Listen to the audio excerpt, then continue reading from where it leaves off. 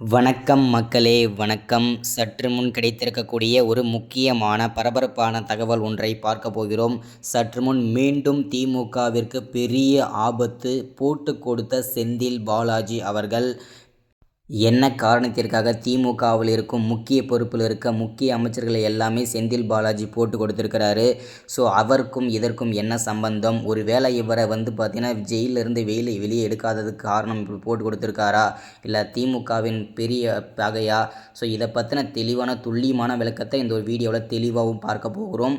அதற்கு முன்பு நமது சேனலுக்கு நீங்கள் புதிய பார்வையாளராக இருப்பதற்கு வாய்ப்புகள் நிறையவே இருக்கிறது. முடிஞ்ச அளவுக்கு எல்லாரும் மறக்காமல் நமது அரசியல் நியூஸ் சேனலை சப்ஸ்கிரைப் பண்ணிக்கொள்ளுங்க. பண்ண உடனே பக்கத்திலே ஒரு பெல் பட்டன் வரும், அதை கிளிக் பண்ணி ஆளுன்ற ஆப்ஷனில் போட்டு வச்சுக்கோங்க. தொடர்ந்து நம்ம வீடியோ போட்டோம்னா உங்களுக்கு நோட்டிஃபிகேஷன் வந்துடும்.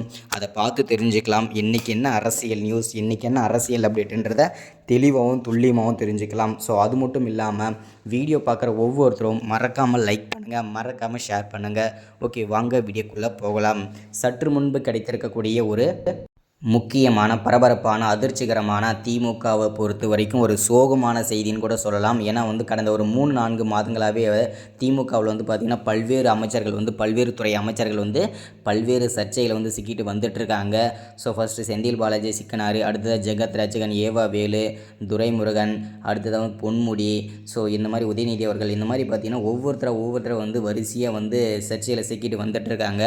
ஸோ இப்போ என்ன அப்படின்னா, திமுகவிற்கு இன்னும் மீண்டும் ஒரு பெரிய ஆபத்து வந்துட்டுருக்கு போட்டு கொடுத்த செந்தில் பாலாஜி. ஏன் காரணம் அப்படின்னு பார்த்தீங்கன்னாக்கா, செந்தில் பாலாஜி கைதாகி புழல் சிறையில் அடைக்கப்பட்டு கிட்டத்தட்ட 200 நாட்களுக்கு மேலே கடந்து போயிட்டுருக்கு. ஸோ இன்னுமே திமுக கட்சி சார்பாகவும் கூட அவரை வெளியெடுக்க எந்த விதமான நடவடிக்கையுமே எடுக்கலை. ஸோ அது மட்டும் இல்லாமல் முதல்வர் ஸ்டாலின் கூட இதுக்கான ஸ்டெப்பும் எதுவுமே எடுக்கலை. ஸோ இந்த காரணத்தினால பெரும் கோபத்தில் இருக்கிற செந்தில் பாலாஜி யார்கிட்ட, அதாவது திமுகவில் யார்கிட்ட எவ்வளோ பணம் இருக்குது, யாரெல்லாம் ஊழல் செஞ்சு எங்கெங்கே பதுக்கி வச்சுருக்காங்க, டாக்குமெண்ட்லாம் எங்கே இருக்குது, யாருக்கு தவறான முறையில் பணம் பரிவர்த்தனை செய்யப்படுறாங்க, இது எல்லா தகவலுமே பார்த்திங்கன்னா அமலாக்கத்துறையிடம் பார்த்திங்கனாக்கா செந்தில் பாலாஜி அவர்கள் வாக்குமூலம் கொடுத்தாச்சு. ஸோ இதை கேட்டறிந்த அமலாக்கத்துறை ஒவ்வொருத்தருக்கா, அதாவது பார்த்திங்கன்னா ஒருத்தருக்கு வீட்டுக்காக ரைடு போயிட்டுருக்காங்க. ஃபஸ்ட்டு பார்த்திங்கனாக்கா அடுத்ததாக ஃபஸ்ட்டு போட்டு கொடுத்ததே ஜெகத் ரட்சகன் தான் போட்டு கொடுத்தாரு.